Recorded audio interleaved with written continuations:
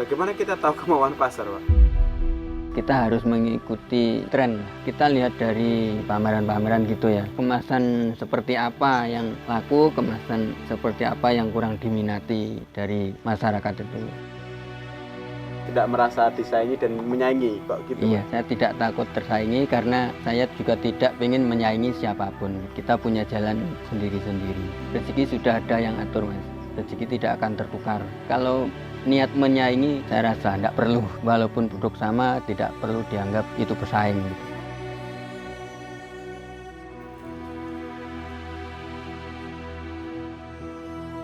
Saya sering ikut pameran yang taraf nasional bahkan internasional. Seperti di Surabaya bulan Juni kemarin yang namanya Assalamualaikum warahmatullahi wabarakatuh. Perkenalkan, nama saya Abdul Ghafur. Usaha saya Ude Busam Margomulyo. Usaha saya bergerak di bidang makanan ringan, yaitu keripik gadung, keripik pisang, keripik singkong, keripik tempe, juga sambal pecel. Saya mulai usaha tahun 2010, usia 32 tahun. Dulunya sebelum saya usaha ini saya di Jakarta. Saya jualan alat barang-barang kelontong, Mas. Nyales juga. Akhirnya pulang kampung tahun 2012. Itu 2010 kita usaha gadung ini musiman, Mas. Cuman puasa 2012 saya memutuskan untuk berhenti dari Jakarta. Saya menetap di rumah dan fokus ke bikin usaha keripik-keripik ini, Mas. Karena saya melihat ada peluang, Mas. Dan bahan di kampung kami melimpah dan waktu itu kurang nilai jualnya. Jadi sebelumnya orang bikin keripik gadung itu cuman untuk makan sendiri, nggak dijual. Yang beli pun juga nggak ada. Terus saya punya inisiatif membawa ke pasar. Alhamdulillah respon konsumen positif, jadi laku. Alhamdulillah keripik gadung nggak cuman untuk dimakan sendiri, akhirnya bisa kami jual, diperkenalkan ke masyarakat luas.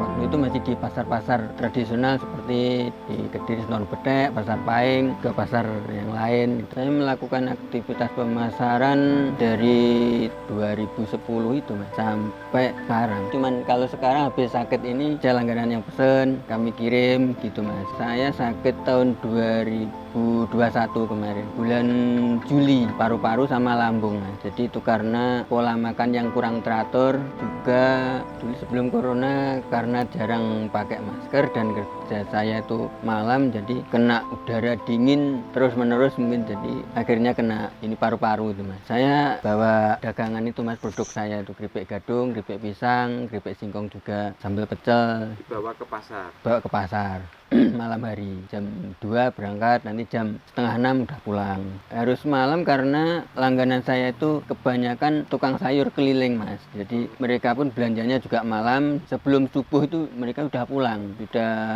mulai keliling. Kebanyakan di perumahan-perumahan gitu, Mas. Mau ndak mau saya harus sebelum dia pulang saya sudah sampai di pasar gitu, Mas. Sampai sekarang pun begitu. Tapi kalau sekarang habis sakit, kalau langganan saya mau, saya kirim ke rumah gitu. Jadi sekali kirim ya untuk beberapa hari, jadi nggak setiap hari saya kirim gitu, enggak. Saya bisa sampai 3 hari. Saya sehari biasanya kita kirim 4 kilo 5 kilo gitu, habis kirim lagi gitu, Mas. Saya keluar aktivitas malam tuh mulai itu, Mas, 11 tahun, mulai 2010 sampai 2021. Akhirnya sakit.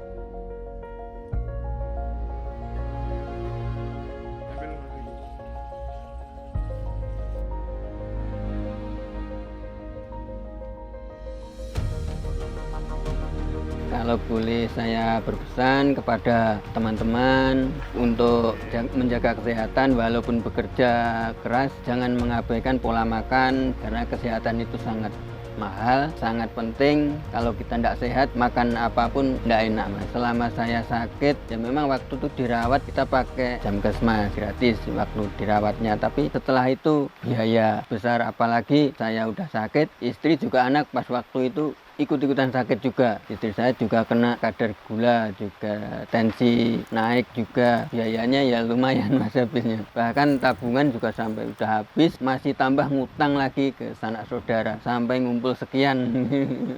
Alhamdulillah tapi sekarang udah bisa lunas.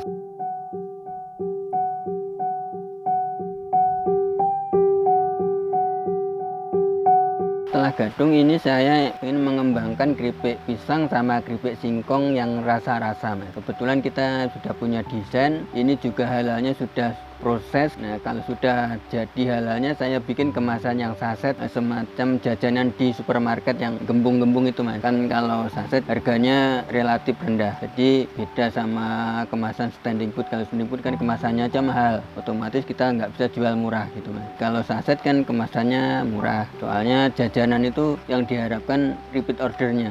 Kalau pemasaran kami selain bakul atek atau tukang sayur keliling, ada lagi kalau di Kediri di toko oleh-oleh juga swalayan-swalayan. Kalau di Surabaya juga ada di beberapa toko oleh-oleh semacam Po Burudi.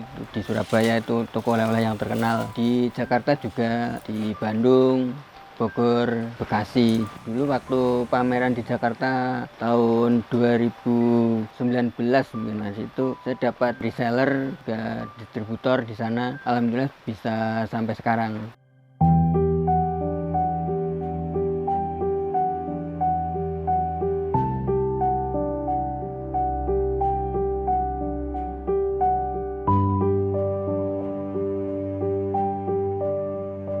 Saya sering ikut pameran yang taraf nasional bahkan internasional. Seperti di Surabaya bulan Juni kemarin yang namanya Indonesia Food, itu kan tarafnya sudah internasional. Soalnya pengunjungnya sudah banyak dari Afrika juga dari Eropa. Bisa dari obrokan sampai ke taraf internasional karena saya bisa membedakan segmennya Mas. Dan saya juga bisa menyesuaikan kemasannya. Kalau kemasan yang obrokan atau kelas menengah ke bawah itu kemasan seperti apa, kelas menengah ke atas atau bisa untuk ke luar negeri itu seperti apa, saya ada kemasan desainnya juga tidak sama. Kalau yang untuk taraf internasional itu yang kemasan standing food itu di situ juga dua bahasa Mas di kemasan itu, jadi ada bahasa Indonesia juga ada bahasa Inggrisnya. Kalau yang premium tadi yang bikin beda dari yang lain adalah pertama kemasan, yang kedua itu tekstur juga rasanya Mas. Walaupun sama-sama keripik gadung, tapi kalau disandingkan dengan gadung produk orang lain mungkin berbeda Mas. Nah, menurut konsumen lebih empuk, lebih tipis, juga lebih renyah gitu Mas. Ya untuk membuat bisa tipis, bisa lebih empuk, lebih renyah dan rasanya lebih merata itu perlu proses lebih panjang dari bisa 6 hari baru jadi.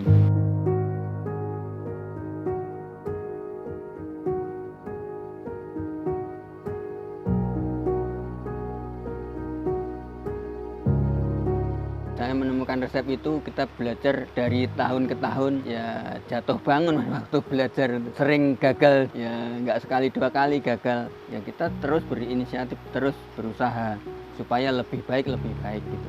Yang bikin lama kita belajar tuh soalnya gadung musiman, kita prosesnya kan setahun sekali, cuman pada bulan Mei sampai Agustus itu aja. Jadi setelah itu udah berhenti prosesnya, kan gadungnya sudah tumbuh lagi gitu. Jadi kalau sudah tumbuh lagi nggak diambil. Kalau gadung di sini banyak Mas yang nanam, tapi nggak sebanyak dulu. Kalau dulu orang punya sedikit-sedikit, soalnya mereka juga tahu kalau nggak ada yang beli. Kalau dulu sebelum saya membuat keripik gadung itu, dulu punya sedikit-sedikit, paling cuman buat diproses dimakan sendiri. Kalau sekarang yang nanam dan bahkan sengaja nanam itu sudah banyak sekali. Kalau tahun-tahun sebelum corona itu, saya kalau habis lebaran itu kan di sini udah habis bahan bakunya. Saya mendatangkan dari Madiun bahkan sampai sekitar 20 ton. Tapi kalau tahun ini alhamdulillah dari warga sekitar udah lebih dari cukup Mas. Sebelum kita tidak sampai mendatangkan dari Madiun.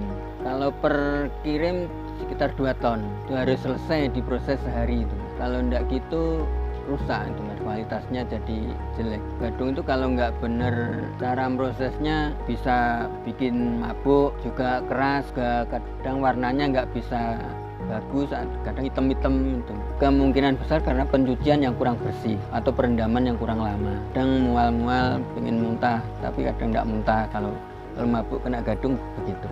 Itu biasanya pencuciannya yang kurang bersih itu, atau merendamnya kurang lama. Kalau di kami makanya kita bikin merendamnya tuh 2 hari 2 malam, dan setiap 2 jam atau 3 jam sekali dicuci. Jadi siang malam nyuci terus, kayak nggak tidur tuh Mas kalau pas lagi proses gadung.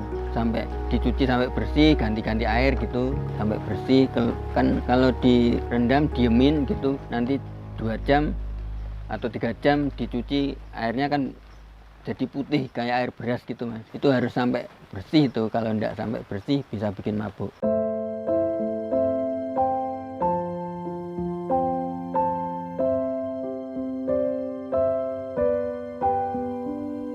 Enggak sedikit juga orang yang punya gadung bahan dijual ke saya, pengen makan keripik gadung beli juga di saya. Jadi sama aja orang jual bahannya ke saya, matangnya dia yang beli gitu. Enggak aneh itu ya? Iya, enggak juga membeli seperti kita jual di pasar juga. Banyak tetangga-tetangga juga kalau pengen makan gadung atau mau pergi kemana gitu buat oleh-oleh saudara mungkin gitu, banyak gitu yang beli.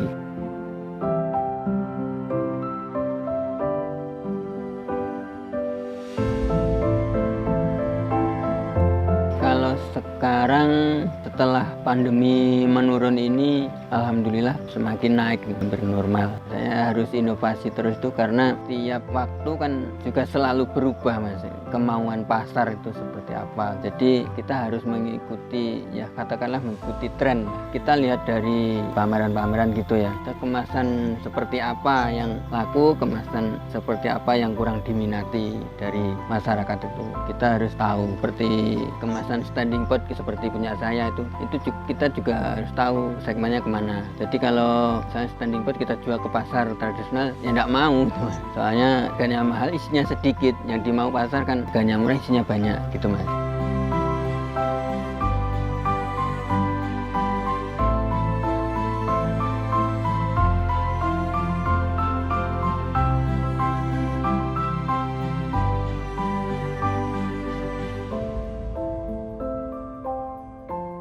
Saya pengen membawa, nggak cuma keluarga saya aja, jadi saya pengen membawa masyarakat sekitar saya bisa merasakan manfaat dari gadung itu tadi Mas. Mereka juga bisa saya pekerjakan. Kalau pesan-pesan untuk teman-teman pebisnis, yang penting semangat, positive thinking. Kita jangan pernah merasa disaingi, jangan pernah menyaingi. Kita tetap semangat berusaha, jangan lupa berdoa. Tidak merasa disaingi dan menyaingi kok gitu Iya, Mas? karena kita pada dasarnya kita punya jalan masing-masing, gitu. Mereka pasar mereka juga tidak mau pasar saya juga tidak mau dikasih mereka, kan gitu. Rezeki sudah ada yang atur Mas, rezeki tidak akan tertukar. Kalau niat menyaingi saya rasa enggak usah, enggak perlu. Walaupun produk sama tidak perlu dianggap itu pesaing gitu. Dan juga produk gadung itu selain saya juga banyak Mas, tapi saya tidak berniat untuk menyaingi mereka. Bahkan harga saya lebih mahal dari mereka Mas. Tapi alhamdulillah laku juga Mas. Saya tidak takut tersaingi karena saya juga tidak ingin menyaingi siapapun. Kita punya jalan sendiri-sendiri. Saya Abdul Ghafur, owner dari UD Ibu Sam Margomulyo yang beralamatkan di Purut Parang, Banyakan, Kediri. Ada kurang lebihnya, ada salah kata dari kami, mohon dimaafkan, dan saya ucapkan banyak terima kasih kepada semuanya. Assalamualaikum warahmatullahi wabarakatuh.